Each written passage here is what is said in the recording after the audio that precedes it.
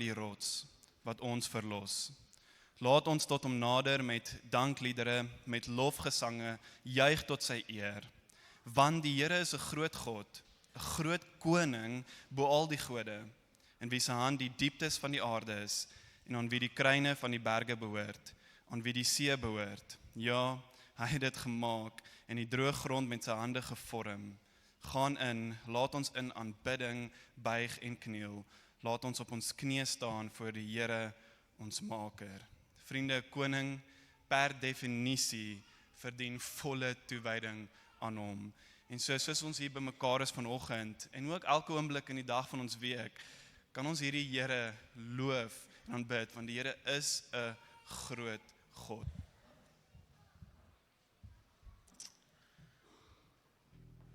Hemelse Vader, ons kom hier na U toe en ons het gesing van U mag en hoe groot U is, maar ook U genade, Heer, ten spyte van dit wat U is.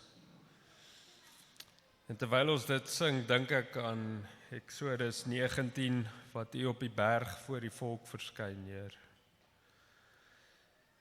En die volk wat daarna gekyk het en gesê het, hierdie is moeilikheid.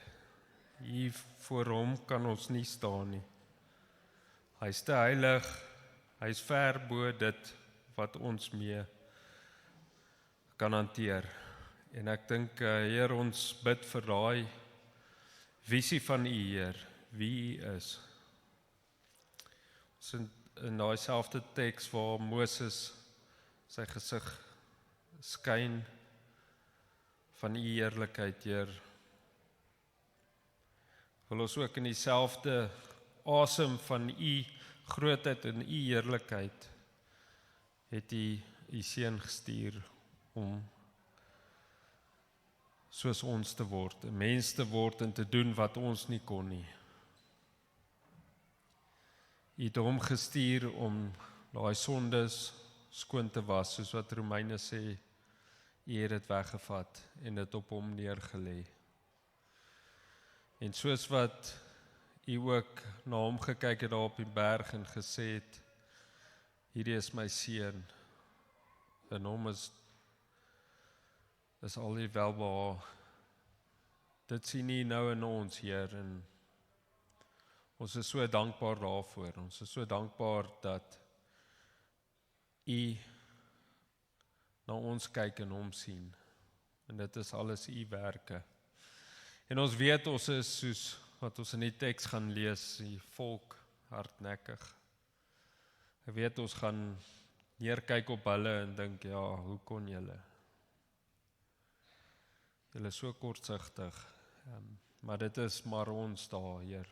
En ons bid vir U dat U in ons harte sal wys, daai hardnekkigheid, daai wat ons gaan na ander plesiere in hierdie wêreld, ander goed najaag wat ons dink U plek kan vat en wat vir ons geluk kan bring. Maar U is die ware ene wat vir ons geluk bring. So gee vir ons 'n herinnering van dit, Heer, werk met die Heilige Gees in ons harte. En Heer, dan met ons ook met hartseer om vir Fish totsiens te sê vir hom en sy familie. Dankie. Dankie vir die mense wat U vir ons gee, Heer. En ons bid vir hulle, en die blymoedige deel is dat daar is mense wat U ken, wat na 'n wêreld toe gaan, wat U probeer uit die storie uitskryf, Heer. En is altyd goed om te weet daar's mense wat gaan wat sê, nee, U is deel van die storie. En dis U storie, Heer. U skryf hom. En ons bid vir hulle in dit, Heer. Laat hulle U lig daar skyn. Heer, dan wil ons ook bid vir nuwe mense wat by die vertrekklasse is na die tyd. Ons bid vir hulle om die dalk in die Heilige Gees werk. Ons bid vir die wat dit aanbied, dat hulle duidelik sal praat en ook op in die storie van U sal sien, Heer. Van U wat genadig is, maar U wat ook perfek is. En Heer, dan wil ons ook bid vir ons kinders, en ons bid dat U ook weer eens met die Heilige Gees in hulle harte sal sing, en dat hulle ook 'n duidelike prentjie van U sal kry en wie U is in dit alles. En Heer, laastens wil ons bid vir Nicholas in DRC. Heer, waar dit baie keer 'n moeilike wêreld is, dis 'n wêreld wat U wil gebruik as 'n middel tot rykdom baie keer. Wil ons bid vir Nicholas in eerstens vir ons eintlik, Heer, om hom te kan ondersteun. Laat ons ook net weet dat dit is, en altyd sal onthou, dat dit is U wat die kerk bou. Dis U kerk, dis Jesus se kerk, U bou hulle. Laat ons dit sal onthou, en dat Nicholas dit ook sal onthou, Heer. Ten spyte van al die terugslae, alles wat dalk goed gaan en alles wat sleg gaan, dat hy rus in U sal vind, Heer. En dat hy sal onthou, U is almagtig. Daar's niks wat buite U mag is nie. Ons bid spesifiek vir hom vir voorsiening en beskerming vir sy gesin en hulle kerkleierskap, Heer. Waar hulle baie keer voel, hulle staan dalk alleen die man, bid ek weer dat hulle sal besef, hulle is nie alleen in hierdie nie. Niemand van ons staan alleen in hier nie. U staan alles, agter dit alles. Ons bid vir disippelskap, Heer, dat hulle sal inploeg in die lewensdae, dat hulle sal onthou, hulle is gereedskap in U hande. En vir geleenthede om getrou die evangelie te deel. Om te wys die hart van liefde wat U vir die wêreld gewys het in die Seun. En dan laastens bid ons vir hulle en ook vir in ons land vrede, Heer. Ons bid vir 'n land waarin ons vreedsame lewe kan hê. 'n Land waar ons U kan dien, is ons baie dankbaar voor, en ons bid vir hulle dieselfde, Heer. En ons bid laastens dat U ons sal lei om getroue disippels van U te wees. Ons weet ons is in U hande, ons is in Jesus se hande, en niemand gaan ons daar uitvat nie. Amen.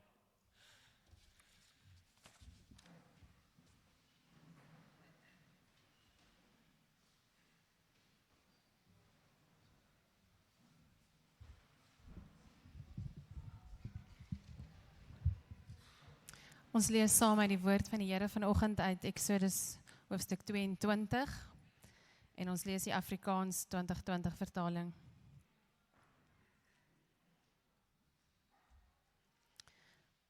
Toe die volk merk dat Moses lank neem om van die berg af te kom, het die volk by Aaron byeengekom en vir hom gesê: "Kom aan, maak vir ons gode wat voor ons uit kan gaan, want hierdie Moses, die man wat ons uit Egipte land laat optrek het, ons weet nie wat met hom gebeur het nie." Aaron sê toe vir hulle: "Ruk die goue ringe af wat aan die ore van julle vroue, seuns en dogters is, en bring dit vir my." Die hele volk het toe die goue ringe wat aan hulle ore was afgeruk en dit vir Aaron gebring. Hy het dit uit hulle hand aanvaar. Toe het hy dit met 'n stylus vorm gegee en 'n gegote kalf daarvan gemaak. Hulle sê toe: "Dit is jou gode Israel wat jou uit Egipte land laat optrek het." Toe Aaron sien wat gebeur, het hy 'n altaar voor die beeld gebou. Aaron roep toe uit en sê: "Môre is daar 'n fees vir die Here." Hulle het vroeg die volgende dag opgestaan, brandoffers geoffer en maaltydoffers nader gebring. Die volk het gaan sit om te eet en te drink. Toe het hulle opgestaan om hulle self te vermaak. Die Here het vir Moses gesê: "Gaan af, want jou volk wat jy uit Egipte land laat optrek het, het hulle wangedra. Hulle het gou weggedraai van die pad wat ek hulle beveel het. Hulle het vir hulle 'n gegote kalf gemaak. Hulle het voor die kalf in aanbidding gebuig en offers daarvoor gebring. Hulle het gesê: "Dit is jou gode Israel wat jou uit Egipte land laat optrek het." Die Here het ook vir Moses gesê: "Ek het hierdie volk deurgekyk. Hulle is inderdaad 'n hardnekkige volk. Laat my dan nou met rus, sodat my toorn teen hulle kan ontbrand en ek hulle kan vernietig. Ek sal jou dan 'n groot nasie maak. Moses het egter die Here sy God goedgesind probeer stem en gesê: Waarom, Here, moet u toorn brand teen u volk vir wie u uit Egipte land gelei het, met groot krag en 'n sterk hand? Waarom sou die Egiptenare sê, met 'n bose plan het hy hulle uitgelei, om hulle in die berge om te bring en hulle van die aardbodem af uit te delg? Laat vaar u brandende toorn en kry tog spyt oor die onheil teen u volk. Dink aan Abraham, Isak en Israel, u diensknegte, vir wie u by uself gesweer en vir hulle gesê het: Ek sal julle nageslag so baie laat word soos die sterre aan die hemelruim, en hierdie hele land wat ek gesê het ek vir julle nageslag sal gee, sal hulle vir altyd as erfdeel ontvang. Die Here het toe spyt gekry oor die onheil wat hy gesê het hy sy volk sou aandoen. Moses het omgedraai en van die berg afgegaan met die 2 tafels met getuienis in sy hand, tafels waarop aan al 2 kante geskryf was. Op die voorkant en op die agterkant was daar geskryf. Die tafels, dit was God se werk, en die skrif, dit was God se skrif, gegraveer op die tafels.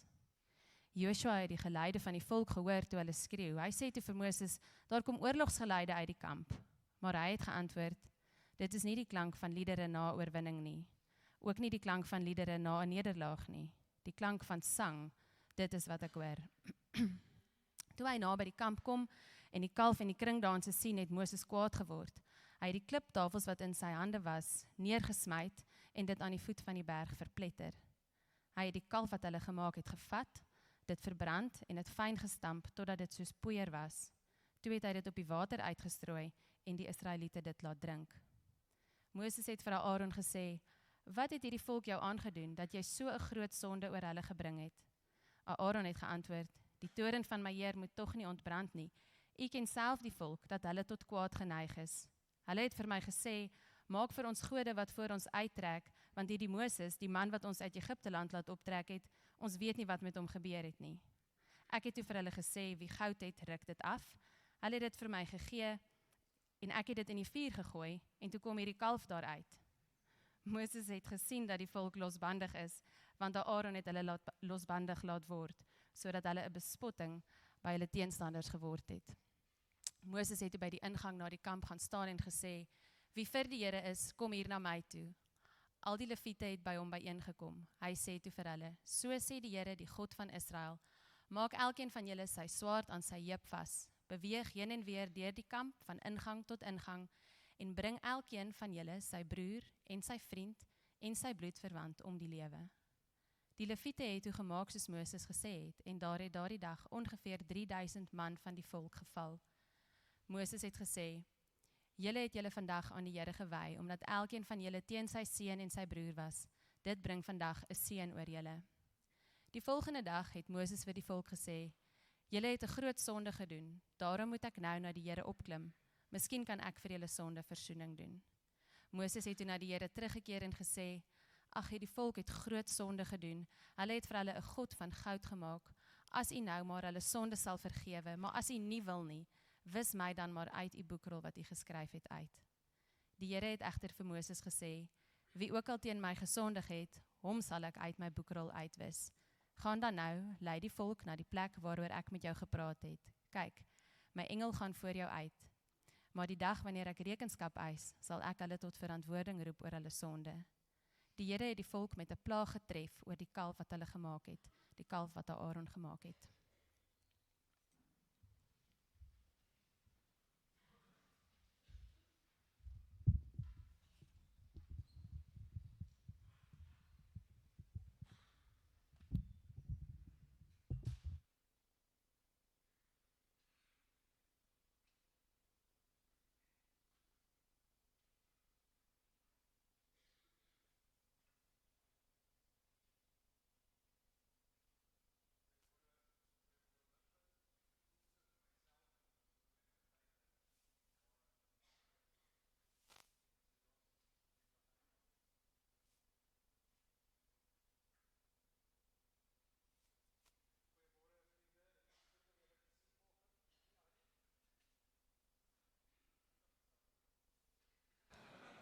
Daarso, wonderlik. Goeiemôre almal, dit is baie goed om julle te sien vanoggend hierso. Ons het so, ek sê dit baie kere, want ek bedoel dit, wanneer ons so saamkom en ons kuier voor die tyd en ons sing saam en iemand uit die gemeente uit bid vir ons en iemand lees vir ons, dan is dit so goed vir my hart. Ek is seker dieselfde is waar vir elkeen van julle ook. Die Here was reeds vanoggend vir ons baie goed gewees. Ons het reeds soveel van sy seëning ervaar en wat 'n voorreg vanoggend om na hierdie relatiewe bekende gedeelte te kom. Ek dink ten minste die groot prentjie van vandag se gedeelte is ons almal mee vertroud. 'n Bietjie van die detail het ons dalk so 'n bietjie omkant gevang soos dit nou gelees was. Maar ons wil hê dat ons wil verder nou die Here se goedheid en guns geniet, soos wat ons ook na sy woord kyk.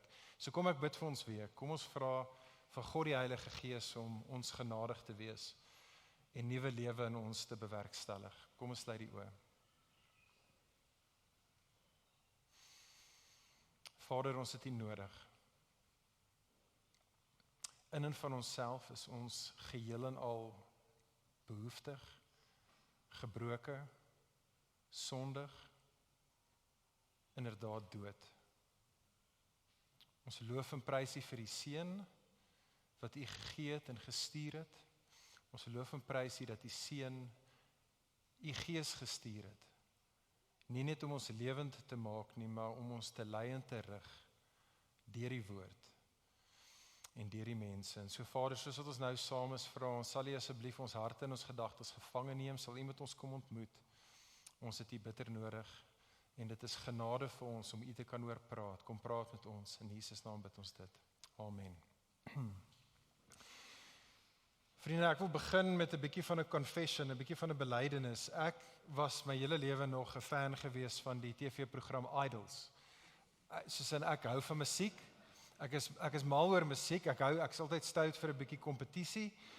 Nuwe talent is altyd exciting. Ek dink die hoogtepunt is natuurlik daai ouens wat volgens wet nie eers toegelaat behoort te word om in hulle eie stort te sing nie, wat dan op nasionale TV gaan en hulle naam heeltemal hoender maak. Ek is mal daaroor. Ek dink dis net 'n wonderlike program, maar die opvallende ding van daai TV-program is natuurlik die naam Idols.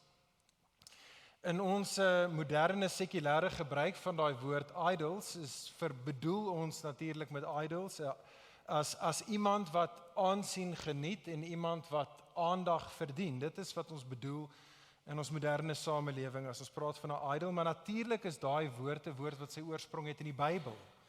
Dit kom oorspronklik voor in die Bybel, beide ons Ou Testament en ons Nuwe Testament, waar 'n idol die volgende beteken.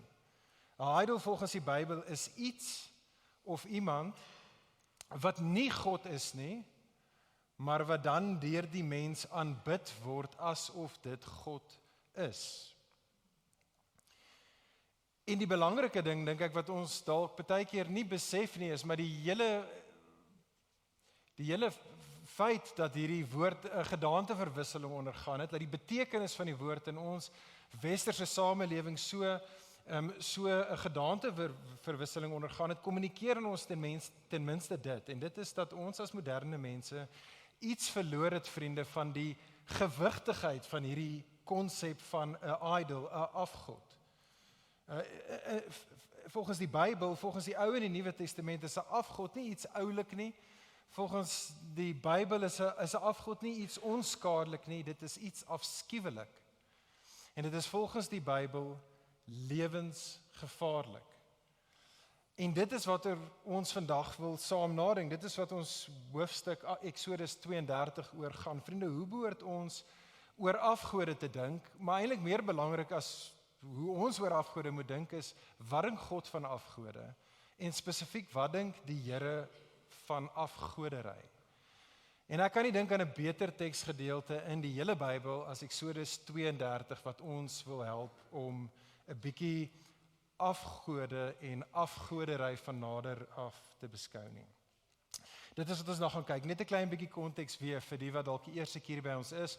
Ons is nou in Eksodus 32 en ons het in 'n vorige reeks het ons gekyk na Eksodus hoofstuk 1 tot 18. Julle sal onthou waar God sy mense Israel uit Egipte, uit slawerny uit bevry het. Eksodus 1 tot 18. Toe het God hulle gebring daar by die berg Sinai, het hy sy volk gebring.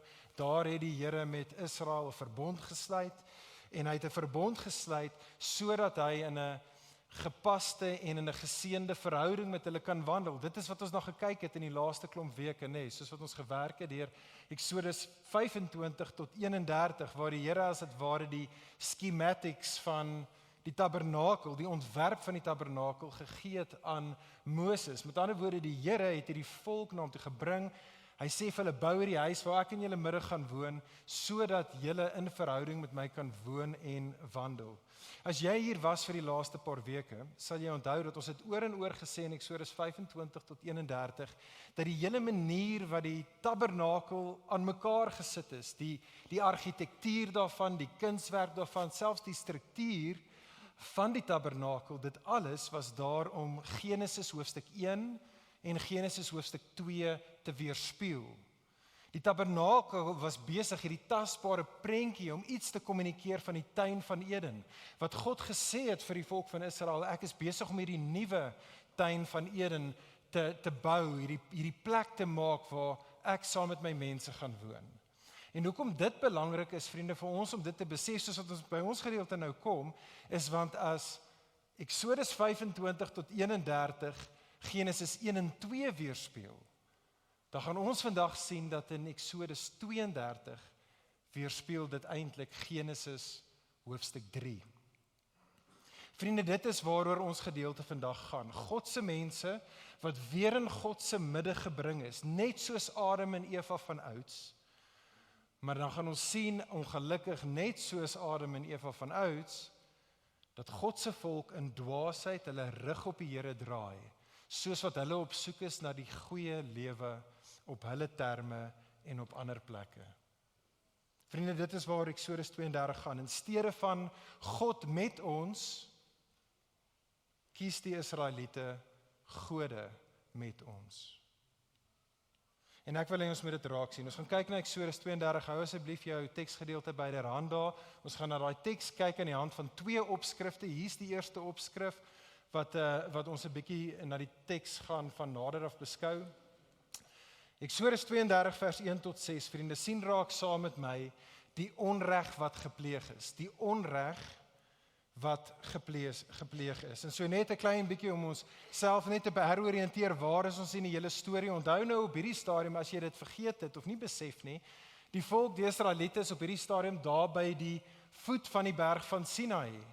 Ons het gelees tevore in Eksodus 24, hoe Moses opgegaan het met die berg. Dis daar waar hy die 10 gebooie ontvang het. Dit is daar bo by die berg in die teenwoordigheid van die Here waar hy die ontwerp van die tabernakel wat ons toe nou na gekyk het ontvang het. Eksodus 24 het gesê dat Moses is boontoe gegaan en hy was daar bo op die berg saam met die Here vir 40 dae en vir 40 nagte. So hy was daar bo gewees. Die volk is daaronder by die voet van die berg Sinai. Ons weet dat Moses gaan terug afkom by die berg, maar die volk weet dit nie regtig nie. Jy sien, op hierdie stadium, in Eksodus 24, alles het goed gegaan. Die volk was in vuur en vlam gewees. Hulle is gered uit Egipte uit, hulle is daar, hulle is besig om met hulle God te ontmoet, hulle verteenwoordiger is op met die berg. En so almal is baie opgewonde. Die volk is aan die brand vir die Here. Hulle hou hulle Bybelstudies. Elke aand is daar by die voet van die berg geprys en worship. Aand almal dra 'n WWMD What Would Moses Do bandjie. Almal is excited. Almal is opgewonde, maar 5 dae raak 10 dae. En 10 dae raak 20 dae en Moses is nog nie terug nie. En 25 dae en dan raak dit 35 dae en Moses kom nie terug nie. En so die volk raak kriewelrig. Die volk raak negatief en hulle raak angstig. En dan vers 1. Kyk sommer met daar in vers 1. Ek love dit dat die Afrikaans dit sommer die woord kom aan vertaal het. Kyk wat sê hulle daarso in vers 1. Die volk kom by Aaron aan en hulle sê vir Aaron, kom aan, maak vir ons gode wat voor ons uitgaan, want hierdie Moses, die man wat ons uit Egipte land laat optrek het, ons weet nie wat met hom gebeur het nie. Vriende, die punt is dit, die volk hierso, kan jy jouself indink jy is hulle? Onthou, dis in 'n mate fair enough, hulle sit in die middel van nêrens in die woestyn. Moses is nie daar nie. En soos wat die volk bekommerd raak oor die hede, en soos wat hulle bekommerd raak oor die toekoms, die Here is nie fisies in hulle midde nie, en die Here se gekose leier, hulle verteenwoordiger, is nie lewende lywe in hulle midde nie. So wat doen hulle? Hulle vra vir Aaron, kan ons asseblief ander gode kry? Geef vir ons iets konkreet asseblief. Aaron, gee vir ons 'n God wat ons kan sien. Gee vir ons 'n God wat ons aan kan vat en fisies kan volg. En so vers 2 tot 4 kyk saam met my daar. Aaron, en by the way, jy gaan optel reg deur hierdie hoofstuk.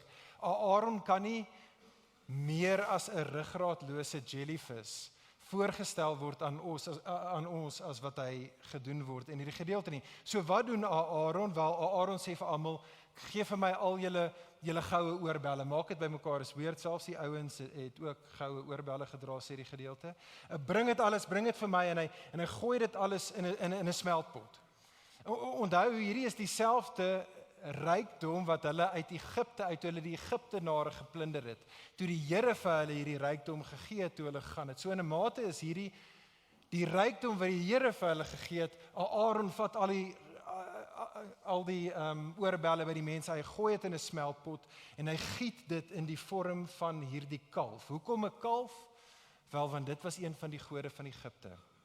Een van die gode wat die Egiptenare aanbid het, en 10-1 op 'n stadium van hierdie einste Israeliete aanbid het, was 'n god met die naam van Ptah.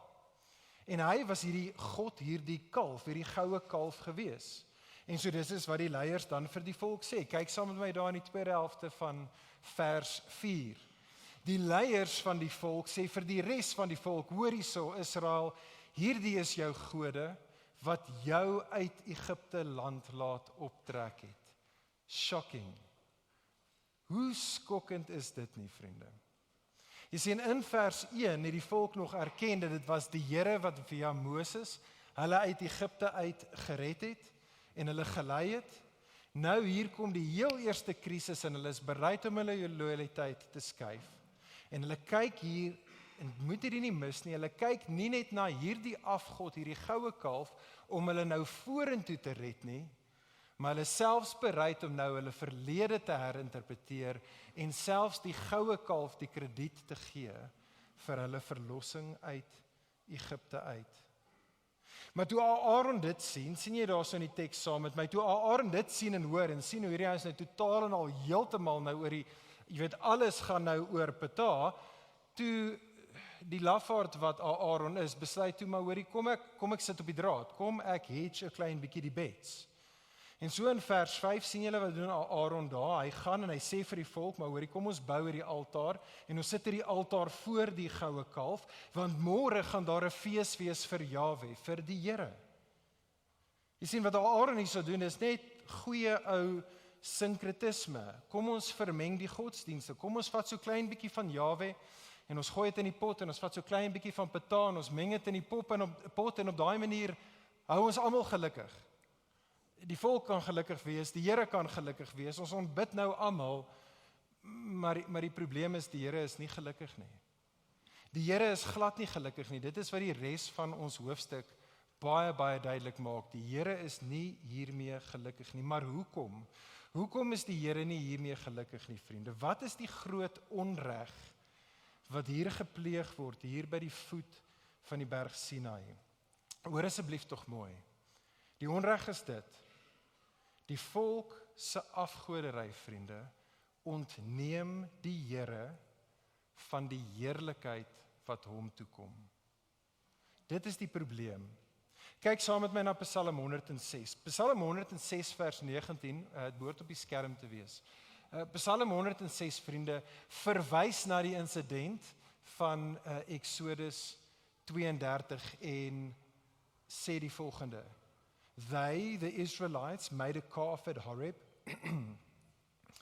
They made a calf at Horeb, dit is Sinai, and they worshipped a metal image. They exchanged the glory of God for the image of an ox that eats grass. They forgot God, their Savior, who had done great things in Egypt, wondrous works in the land of Ham, and awesome deeds by the Red Sea. En vriende, hier is die punt. Net soos met Israel, so ook met ons. So ook met ons. En ek sê dit, want dit is wat Paulus sê. Kyk saam op die skerm na Romeine 1 vers 18 tot 32. Ek weet nie of jy dit opgetel het nie, maar Paulus gebruik presies dieselfde taal as Romeine as Psalm 116 wat na Eksodus 32 verwys. Paulus gebruik presies daai einste taal en sê dat dit beskryf die ganse mensdom. Die ganse mensdom is eintlik maar net soos Israel by die voet van Sinai. Eksodus 1 vers 22 lees as volg: Claiming to be wise, they, humanity, became fools.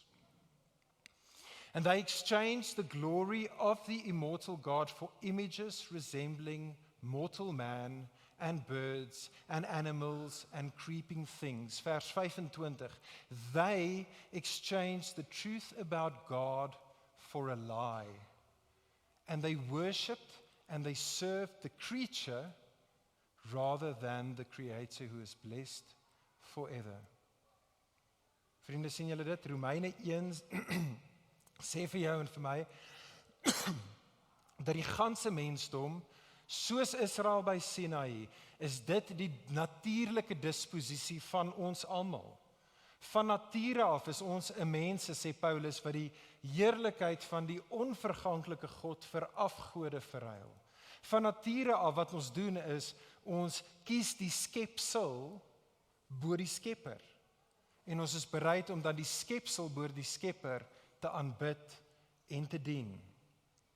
Die realiteit is, vriende, dat hier in ons woestyn bestaan. Kom ons wees eerlik met mekaar, ons lewe in die woestyn.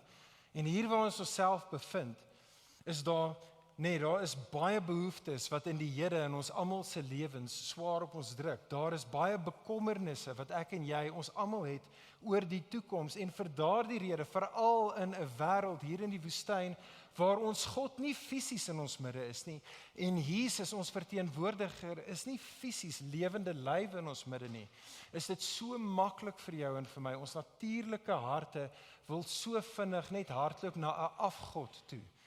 Na 'n tipe van God wat vir my net wat ek kan sien.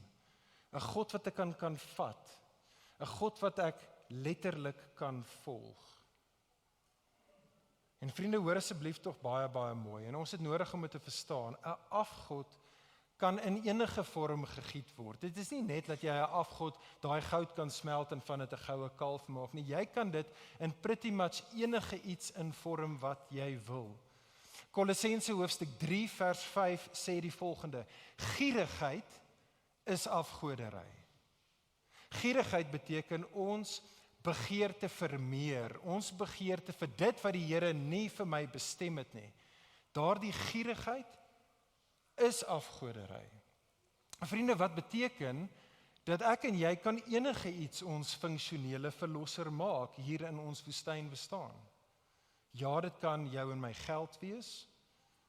Dit kan jou werk wees. Jy kan van jou huwelik 'n afgod maak.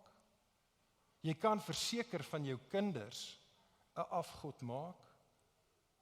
Dit kan ons gemak wees, dit kan ons regering wees, dit kan selfs seks wees. Die realiteit is, vriende, soos Israel, is ons gevalle en ons gebroke geneigtheid is om in ons nood te hardloop na ons bekende afgode toe. Ons hardloop na hulle toe, en wat doen ons? Net soos Israel van ouds vat ons kosbaarste van besittings, ironies genoeg, daardie dinge wat die Here aan ons geskenk het, en ons is bereid om ons spreekwoordelike oorbelle te gee vir ons afgod.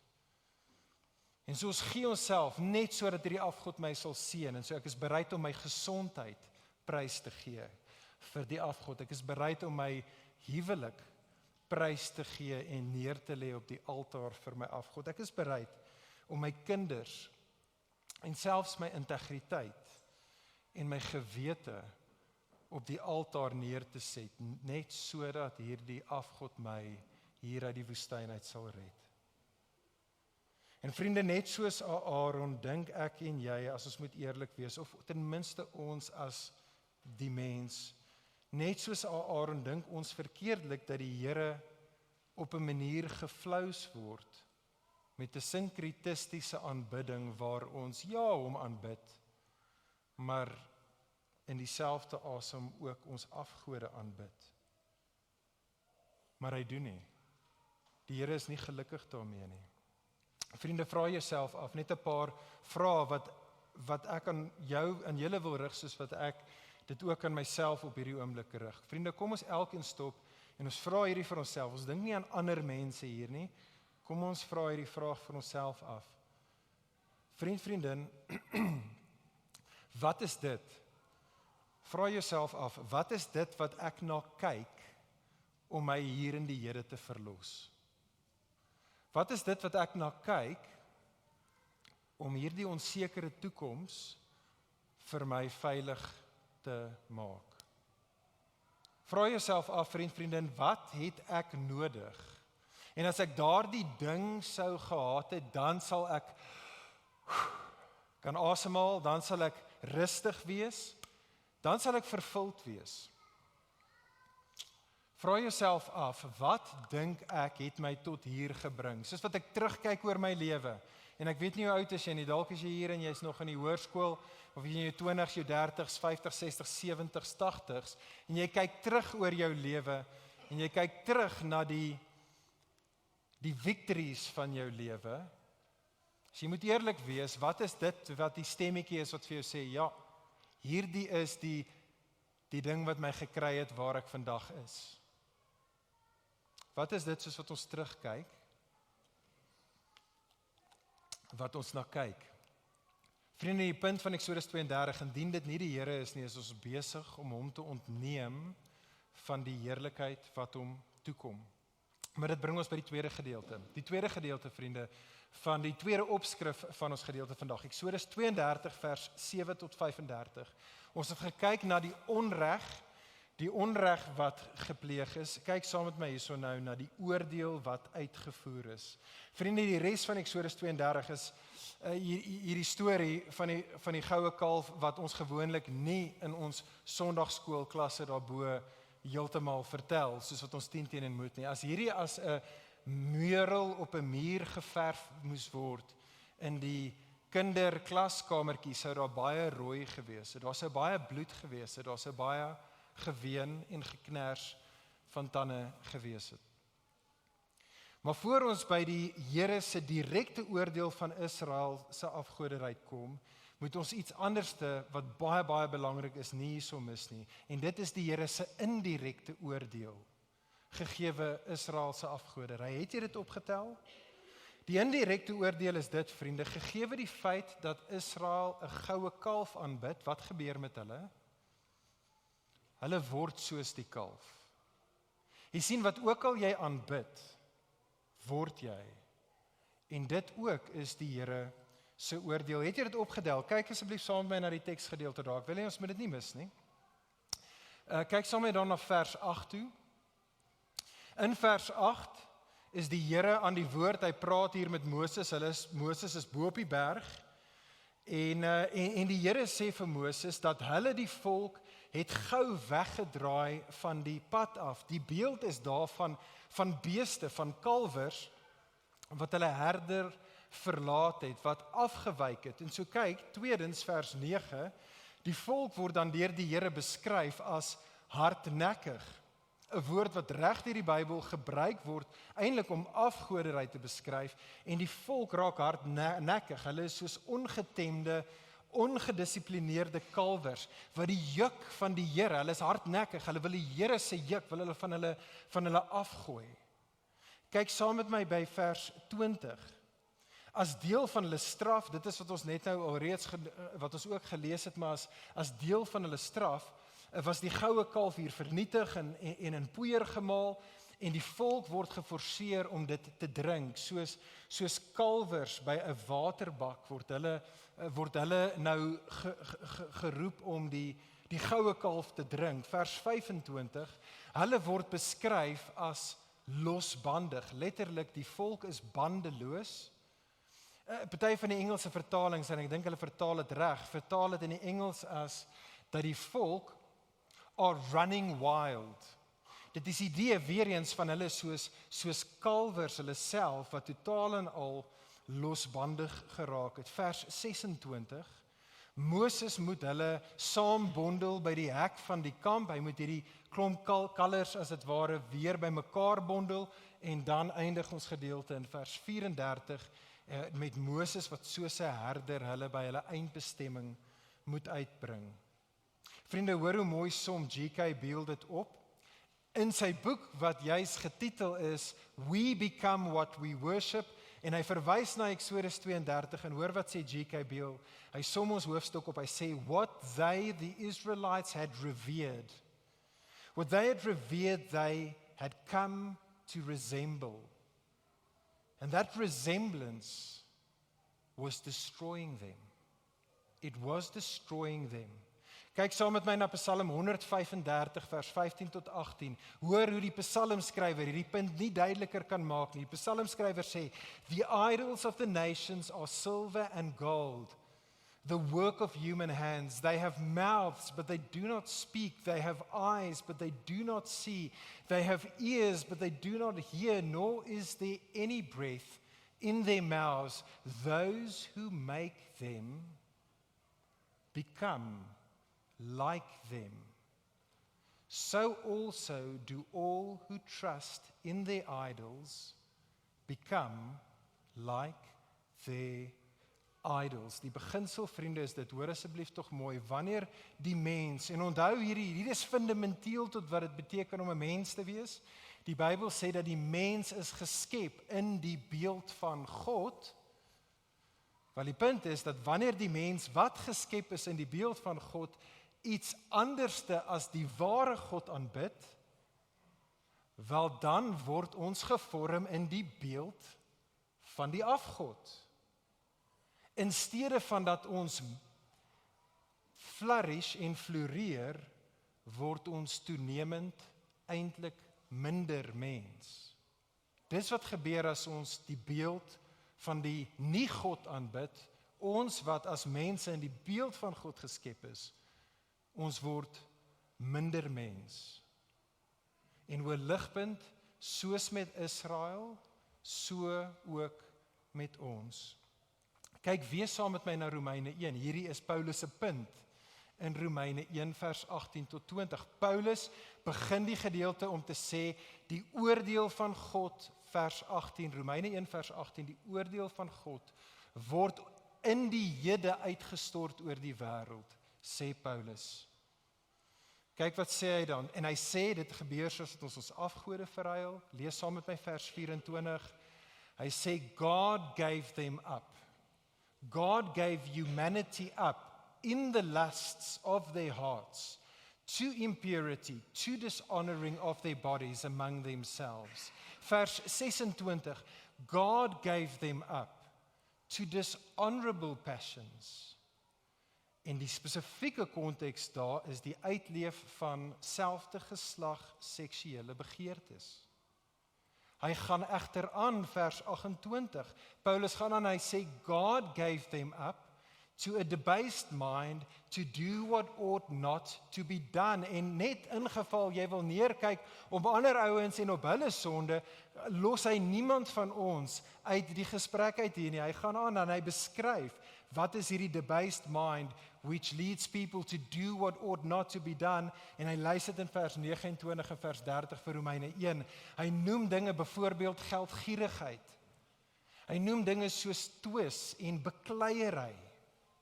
Hy noem dinge soos moord, en hy noem dinge soos kwaadpratery, en hy noem selfs dinge soos om nie jou ouers te eer nie, as voorbeelde van 'n mense wat die ware God vir hulle afgode verruil het, en wat nou onder die oordeel van God staan. O Ligpunt, besef dit asseblief tog. Besef dit asseblief tog, 'n mensdom wat die ware God en die waarheid van die ware God verwerp en verander, word geestelik gesproke blinder en dower en dommer en dwaaser. Ons toenemend degenereer. Ons word minder en minder mens. En uiteindelik reüneer ons nie net onsself nie, maar ander om ons. Vriende, as ek en jy net die koerante lees, as ons maar net, niemand lees meer koerante nie, ons kyk nou nuus op YouTube, maar wanneer ons dit doen, hierdie is die verduideliking, hierdie is die fundamentele verduideliking van alles wat sleg en seer in ons wêreld is. Hierdie is wat fundamenteel afspeel, vriende. Ons is kalvers who are running wild. Dit is ons wêreld. Kalvers running wild. 'n Mensdom wat goddeloos is goddeloos omdat ons los van God is. En so kom ons wees wys. Ligpunt, kom ons wees wys. Die Here is nie 'n spoilsport nie.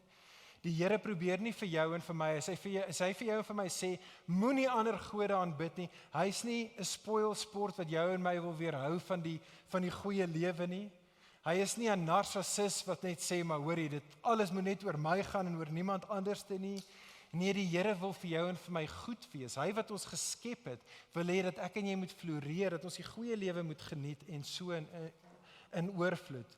En so die vraag vir jou en vir my is, laat ons hom toe. Laat ons toe dat die Here ons kan seën en ons kan laat floreer.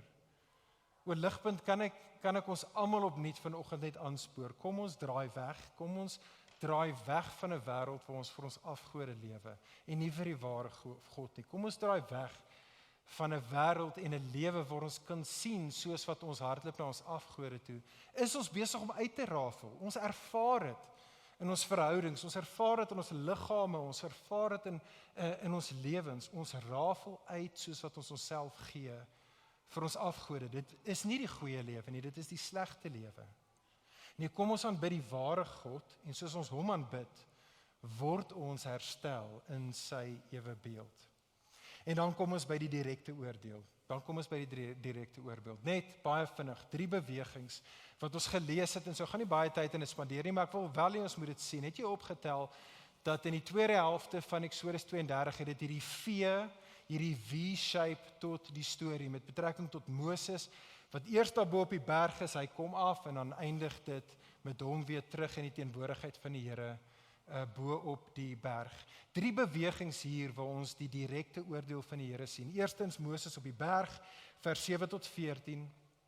Kyk saam met my daarso op die teks as jy wil.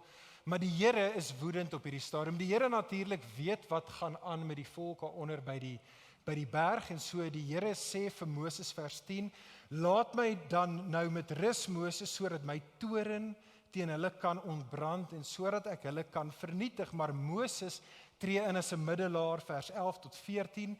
Hy dring aan op die Here se heerlikheid, hy dring aan op die Here se getrouheid, soveel so die teks eintlik sê die Here bekeer. Die Afrikaans vertaal dit sagter, want dit klink nie reg om te sê die Here bekeer nie. Maar die Here verander van plan. Hy was op pad om hulle te vernietig, maar in die hand van Moses draai die Here om van wat hy gesê het hy gaan doen, en hy besluit nie om die volk se muur uit te wis nie. So Moses kom af met die berg, vers 15 tot 29, en Moses en Joshua kom af, en Moses en Joshua kan hoor hierdie massiewe partytjie, hierdie orgie, wat plaas gaan, letterlik 'n orgie wat daar afspeel in Eksodus 32. Hulle hoor dit, hulle sien die afgoderry, en vers 19 sê dat Moses nou is so kwaad, dat hy eintlik wit warm nou brand. En so Moses gaan, hy breek die kliptafels waarop die 10 gebooie neergeskryf was, hy vernietig die goue kalf, hy stamp dit fyn, hy maak die mense dit drink, en hy vermaan vir Aaron. Ek het gehoor hier was 'n paar gelag, want dit is totaal en al belaglik, nê? Wat is Aaron se verskoning? Moses vermaan hom, wat gaan aan met die goue kalf? Hy sê, jy sal nie glo nie, Moses, wat gebeur het nie. Jy sal dit nie glo nie. Die mense het vir my almal hulle ringe gegee, ek gooi dit toe in die vuur en so, woeps, voilà, toe spring daar 'n goue kalf uit. Soos in regtig, Aaron, is dit die beste storie wat jy mee vorendag kon kom. En so Moses gaan en hy beveel die leviete om met die swaard te gaan en 3000 van die mans om die lewe te bring. Hoekom die mans? Want mans, dit is jou verantwoordelikheid om seker te maak dat jou huis die Here en hom alleen aanbid en nie die afgode nie. Hulle word aanspreeklik gehou. 3000 van die mans word om die lewe gebring. Moses roep die volgende dag, vers 30, die volk bymekaar. Moses sê, kyk saam met my na vers 30, hierdie taal is belangrik. Moses sê vir die volk, julle o volk het 'n groot sonde gedoen, maar ek sal na die Here toe gaan en ek gaan probeer om vir julle sondes versoening te doen. En so Moses gaan weer terug op met die berg. Moses kom weer in die teenwoordigheid van Jahwe, die Here, vers 32, kyk saam met my daar, hy roep uit weer eens by die Here, hy sê, o Here, vergewe hulle asseblief hulle sondes, en Here, as dit enigstens moontlik is, wis my uit die boekrol uit, sodat hulle net nie om die lewe gebring hoef te word, en die oordeel moet ervaar nie. En dan antwoord die Here vir Moses, en hierdie is hoe ons storie eindig, vriende, hierdie is die klimaks van Eksodus 32, het jy dit opgetel, het jy die Here se antwoord gehoor? Moses die middelaar roep uit, Here, asseblief vergewe hulle sondes, en die Here sê nee. Die Here sê nee. Die Here sê elke persoon sal vir sy eie sondes betaal. Ja, ek sal hulle nie nou oordeel nie, maar kyk daar tweede helfte van vers 34. Ek sal hulle nie nou oordeel nie, maar die dag wanneer ek rekenskap eis, sal ek hulle tot verantwoording roep oor hulle sonde. En soos met Israel, so met ons.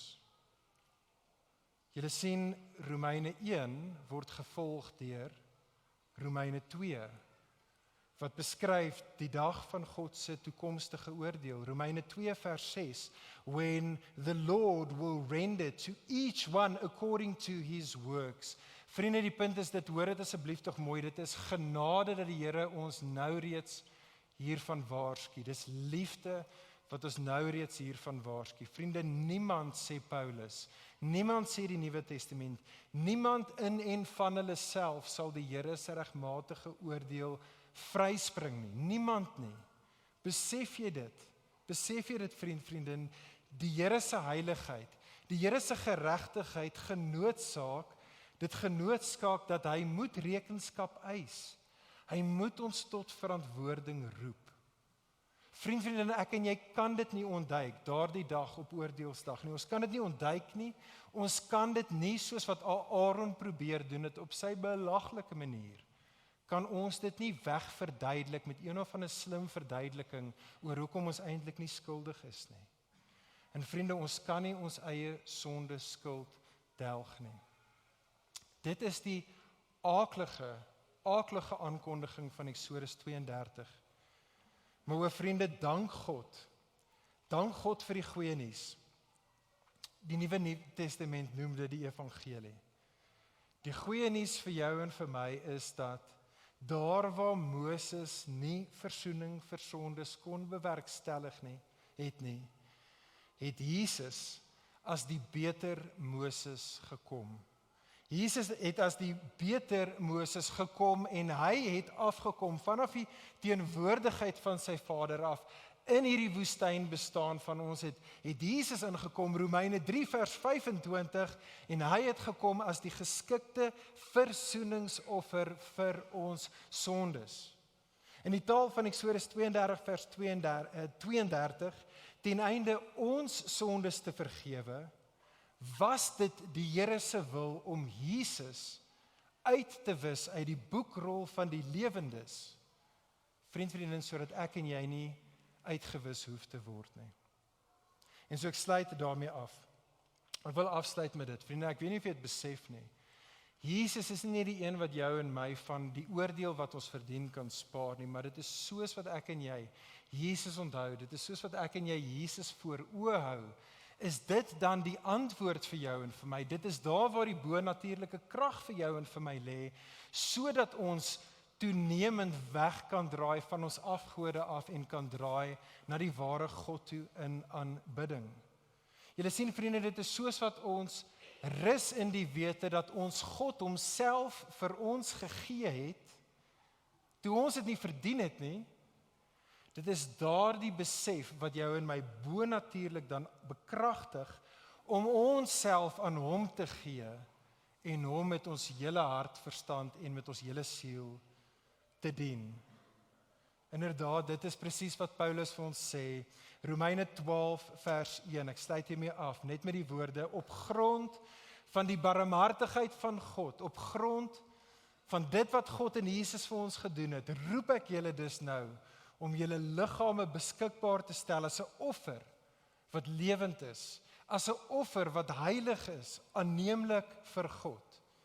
Dit, o Christen, is julle sinvolle godsdiens. Kom ons bid saam.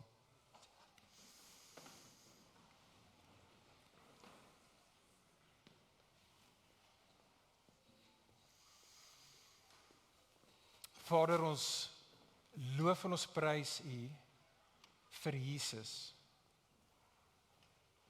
God, ons loof en ons prys U dat U het U self vir ons in U seun gegee.